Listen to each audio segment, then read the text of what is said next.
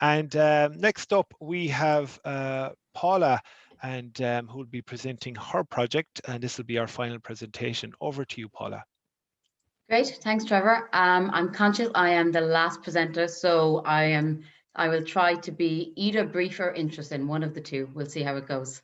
So what I'm going to present to you is on Fantasy Mart League. So the Fantasy Mart League is an initiative that will encourage farmers to use IoT sensors to gather data on their herd on a privatized distributed ledger, which will be coordinated by the Department of Agriculture.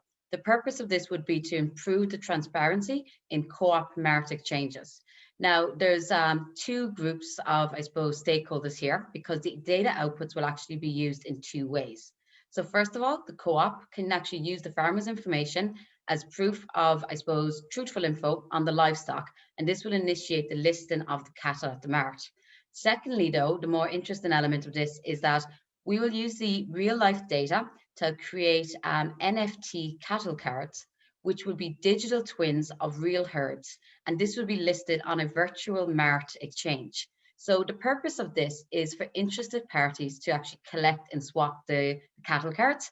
The ratings of the cattle, and so therefore their price, would be determined using a number of herd performance indicators, which will actually be provided by the farmer through those sensors. So the purchase of the cattle cards, these are trade-in collectibles only. So really they act as an initiative to encourage users to engage with best practice for herd management. So the benefits by the different stakeholders, well, if you take first of all, the Department of Agriculture, who would be the sort of key upfront investor in this, for them, it will actually enable them to get more real-time, efficient agri-maintenance. For the farmers, it allows them to actually notify of their various farming practices without manual intervention. And it can also increase their speed and transparency in selling. And then for the traders, well, this is actually building your next generation of, I suppose, farmers. So it will allow them to understand what inputs they need to create a good value for their herd. They can build a portfolio of cattle cards for interest. And then we would use things like smart contracts to actually, I suppose, prove that ownership, also increasing that engagement with blockchain. Overall, there would be an ecosystem needed to deliver this. And so what I would propose is that we use an existing blockchain provider called SoRare, who already have developed, let's say, DLT type trading, but typically with sports. So you have a very popular blockchain league using the Italian soccer clubs, but the technology is quite the same. So even though very different players, the technology would be very similar. So what you see here on the right-hand side is a mock-up of what the user experience would be for the traders. So what you see in the first screen would be your various players. So your cattle cards, you would see the herd performance indicator scores. You could have a trade now, or you could see more stats. Secondly, you could view your own portfolio to understand who you have. And in order to buy this, I'm not suggesting that we also include cryptocurrencies, because I feel like that would be asking a lot of traders. So instead, SoRare also work with a online payments provider called Ramp. And so you can actually pay using your inbuilt Android Pay, Google Pay, etc. And then lastly, what I would suggest is that you'd have leagues. So the leagues could actually be tied into regional and national level to also tie in with where the co-ops operate. So for example, the Castle Island League could be a Mart League that's operating out of Kerry. So this is a brief overview of Fantasy Mart League. I suppose behind this, we have layers of sort of the various interoperabilities of how the IoT sensors would work. There are some considerations in play here. So one of the very good questions at the beginning of this session was about the financing of this and the sort of what's in it for the different players. So for a farmer, what they would need to invest in would be some IoT sensors. And what I would suggest here is that we would use connectivity such as narrowband IoT. So a form of LPWA is recommended, because that way it ensures that they can connect even in remote locations. In terms of upfront investments, we've considered using government, I suppose, investment schemes, because this does help with certain EU initiatives to sort of use innovation to drive forward agriculture. There's been similar schemes such as this used in Turkey, where a popular bank, I suppose, offers grants when it's being used for innovative technologies, and this could fund such a project. And then also, I suppose, we need to consider the the digital adoption, and I suppose what would be needed. And this is why actually IoT is being encouraged here, because once it's set up, there'll be actually very little involvement for the farmer users. Now for the trader users, these are going to be digital native players. And I suppose that's where I mentioned that next generation, I suppose, skilling up in order to understand what makes a successful herd. Thank you. Thanks a million for that, Paula. As soon as I saw the Fantasy Mart League, remembered I forgot to change my fantasy football captain. So thanks, thanks a million for that. Really fascinating presentation. Man U has a triple, so just keep that in mind. I know, yeah. I'll check now if I have one of the Man United players. But coming back to your project, where did you get the inspiration for this? So in terms of the inspiration for this, actually, Trevor, what you just said there, so it initially came from fantasy football. So I suppose I was looking at this project, and as Fiona mentioned at the beginning, when you look at it, first of all, it can seem very complex, and you're wondering, okay, how am I going to tackle this at all? And so what I thought was I wanted to put an element of fun with it to actually engage. And so I thought by creating the trade inside of it would actually maybe create an interest for people who may not typically have an interest. And so personally myself, I was introduced to soccer through fantasy football. And so I found that by maybe creating that gamification, you could encourage people to learn. And then I suppose where you actually get the inputs for it, because you could just create the trade on its own. But what's the value in that for the actual, I suppose, the main player here, which is the Department of Agriculture? Well, really, I think by having the real herd data using the farmers' technologies, but then it kind of brings it all together to sort of benefit all parties. Thanks a million for that, Paula. And I'm going to open it now to the panelists if you have a question you would like to ask Paula. Can I just go in there, Trevor? Yes, fire ahead, Paul.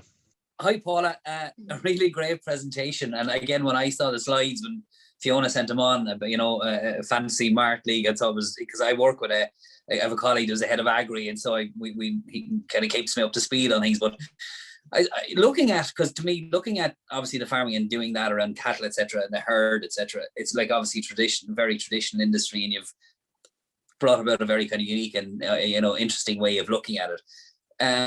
If I could ask you from SMEs, maybe as who are actually looking at blockchain, what you've learned on the course in terms of actually maybe towards looking at a business, what would you be saying to somebody who's actually thinking about maybe how could they deploy blockchain? Given you've done it in a quite innovative way, what would you say is the big benefit of blockchain? Great question. So I suppose I approached this with no knowledge of blockchain previously. And so what I would say, sort of from building up that knowledge set, one of the things to really consider for a SME would be what existing technologies or companies are out there that you can already leverage. Because if you're looking at creating, I suppose, a solution and creating the technology and ensuring it's all, I suppose, interoperable, then it's a very big task. So unless your SME is going to be a blockchain company, as in that's going to be their core proficiency and that's what they're offering, I think it's an awful big undertaking, I suppose, while the technology is still, I suppose, in its adoption stages. So what I would suggest to them, let's say the company is in, creating soy candles, and they're saying, you know what, we think blockchain could be very interesting here. Well, then what I would suggest is about finding that ecosystem and the correct system integrator that can actually recommend for you existing technologies. And then what's incredibly important then is that how you would put your stamp on that to make it work for your business and your, I suppose, value proposition. Sorry, and that's so you really, again, it's because it's a fairly kind of it's still early days in technology, you'd be kind of almost, would you be suggesting or advising to kind of keep a watching brief as far as not kind of go full on in to blockchain unless there's a really good argument to do so until it's evolved further, shall I say? Well, no, I wouldn't say that, because I think one of the important things of a SME is that ability to actually, I suppose, experiment, and because that is where I suppose they can really, I suppose, make their mark on like Irish economic society. So I wouldn't be saying keep a distance until someone else cracks it. But what I would say is that you'd need to seek out expert advice to actually understand how to implement it. Because if you're getting into the weeds of it and it's not your core competency, well, then you could be using up a lot of resources that could be spent elsewhere within the business. So something like, I suppose, the trading element of it, by doing something experimental, it could be a good way of sort of starting to learn the technology without, I suppose, investing too much into it. Brilliant. Thanks very much. Well done. Thanks a million for that question, Paul. And if we have one more question, I think we have time for from a panelist.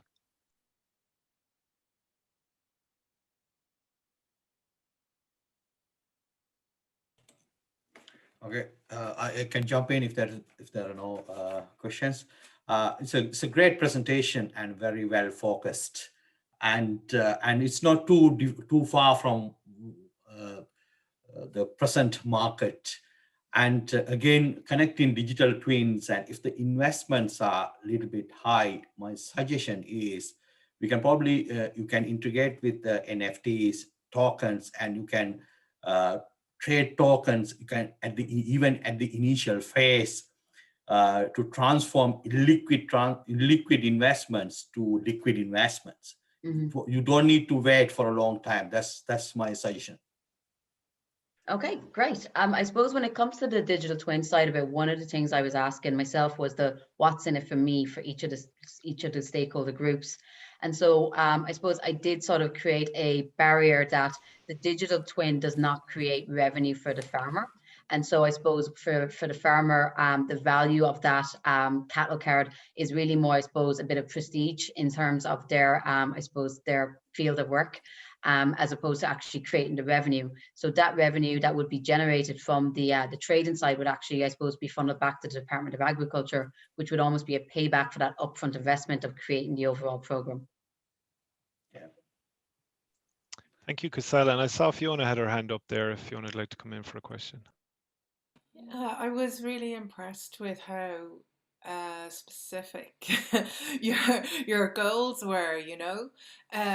I think you didn't really reference this, but I think you captured something of the excitement of the mart actually through your game. So I don't know whether you've ever been to one, but it is like football. It's a visceral experience. It's really quite exciting, and you've captured something of that there.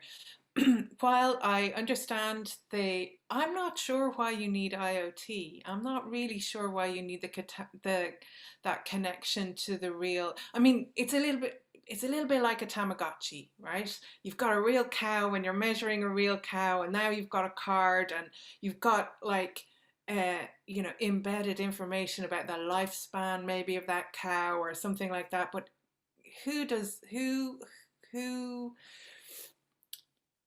cares that much apart from the farmer?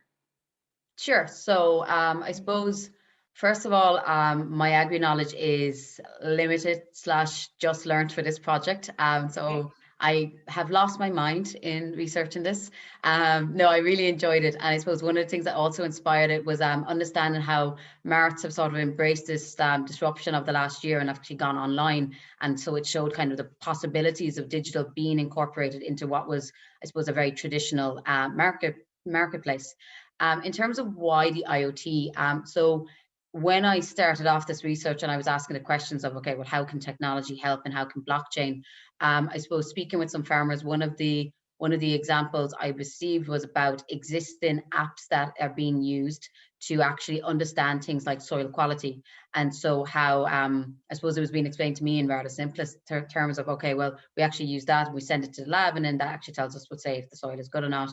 And there's a number of different application providers out there, some actually run by the government and some privatized. And so there does seem to be a suite of different areas where data is being gathered and sent, and some of it's private and some of it's public. And so the suggestion for IoT was so to actually help, I suppose, cut through that manual work that's needed for the farmer, so that there would maybe be one centralized place where this information is going, and then that could perhaps improve audit processes where needed. Interesting. I find it so fascinating that so many of the projects have used it, first of all, to solve a stated problem, and then they see the bigger picture problem that has another layer, and they're trying to use the technology to solve that as well. And maybe sometimes that's a viable prospect, and maybe sometimes it isn't, you know. But it's eye-opening and eye-watering, actually, the amount of insight you've got into the whole sector. And it's like the whole box is opening up and there's just more and more stuff coming out, you know. It's really, really interesting. Sorry, Trevor. That wasn't thanks. a question. Thanks a million for that, Fiona, and thanks a million, Paula, for that fantastic presentation.